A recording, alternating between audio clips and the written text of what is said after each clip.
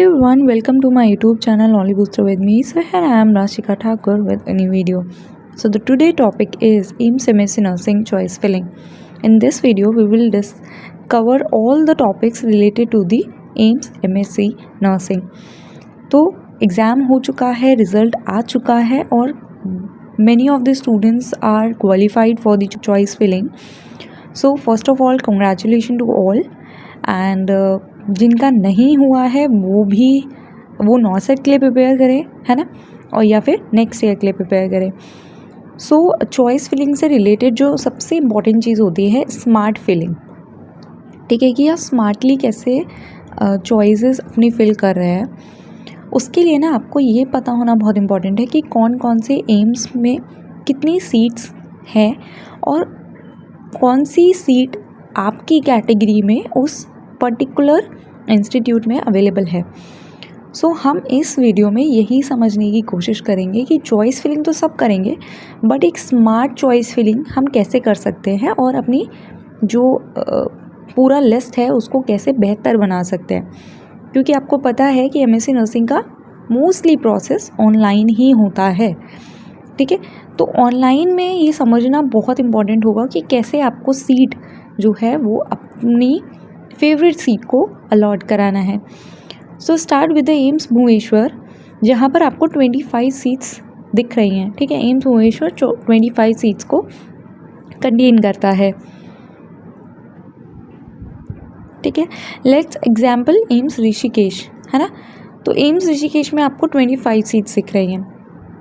अब मैं एम्स ऋषिकेश को अगर एग्जाम्पल लूँ तो जैसे यहाँ पर कम्युनिटी हेल्थ नर्सिंग में टोटल नंबर ऑफ़ सीट्स 5 है, जिसमें से 4 तो यूआर की ही हैं और 1 ओबीसी की है. मतलब एससी, एसटी और ईडब्ल्यूएस की कोई भी सीट यहाँ पर नहीं है. अगर एक स्टूडेंट है और वो ईडब्ल्यूएस से बिलोंग करता है और उसने बोला कि मुझे तो कम्युनिटी हेल्थ नर्सिंग चाहिए और एम्स ऋषिकेश की चाहिए. अब उन्होंने अपनी फर्स्ट चॉइस पे एम्स ऋषिकेश और कम्युनिटी हेल्थ नर्सिंग को डाल दिया. अब वो आपको शो तो होगी क्योंकि वहाँ पर 5 सीट्स अवेलेबल हैं, बट आप ईडब्ल्यूएस के हैं तो आपको वो सीट अलॉट नहीं होगी. तो हमें ये समझना है कि हमारे कैटेगरी की सीट कहाँ पर है.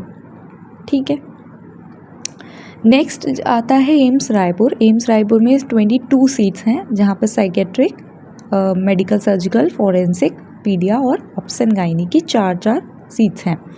ठीक है, अब आप देख सकते हो कि ऑप्शन गायनी की एसटी की सीट यहाँ पर एम्स रायपुर में नहीं है.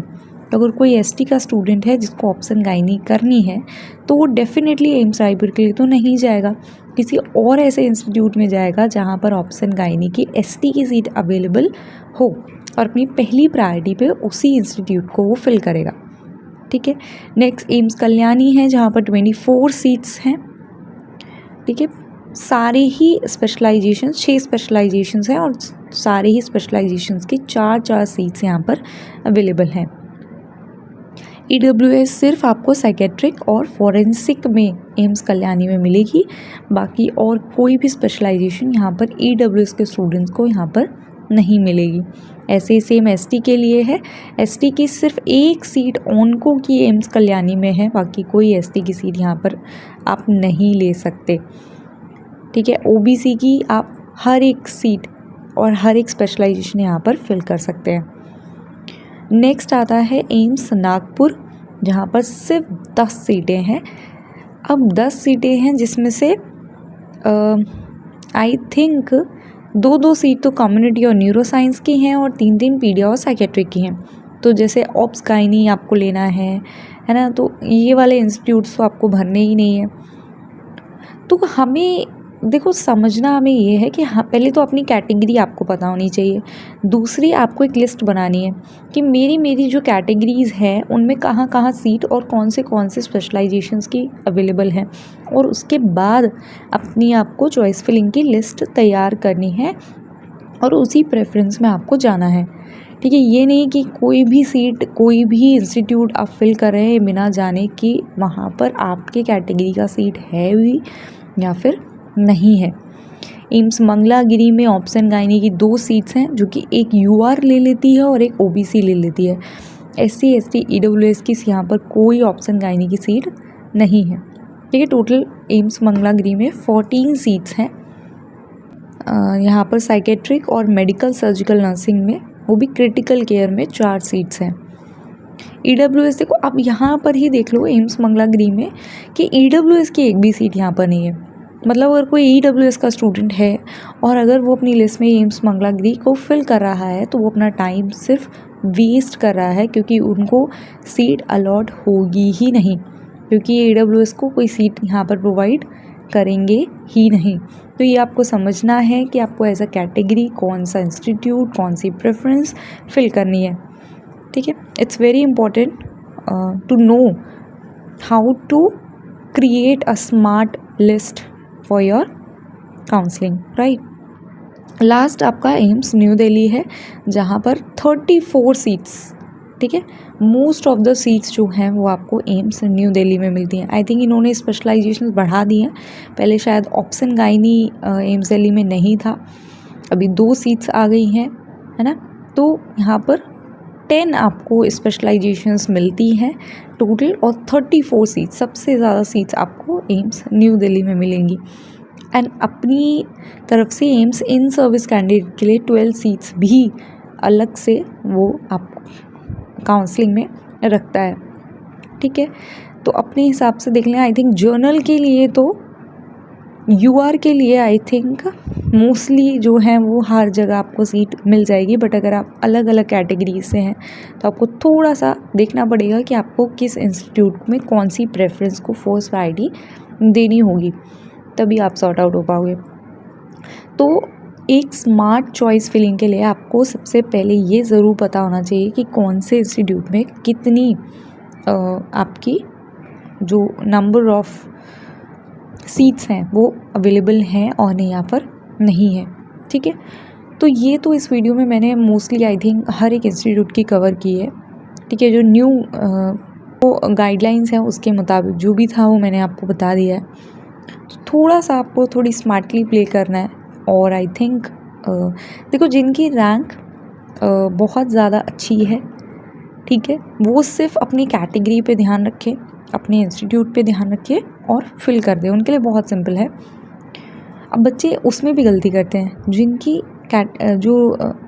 रैंक है वो अच्छी है, वो लोग यही नहीं देखते कि हमारे इस कैटेगरी में वहाँ पर है भी, वो होल्ड पे चले जाते हैं और उनसे पीछे वाले रैंक वाले स्टूडेंट को कॉलेज अलॉट हो जाते हैं।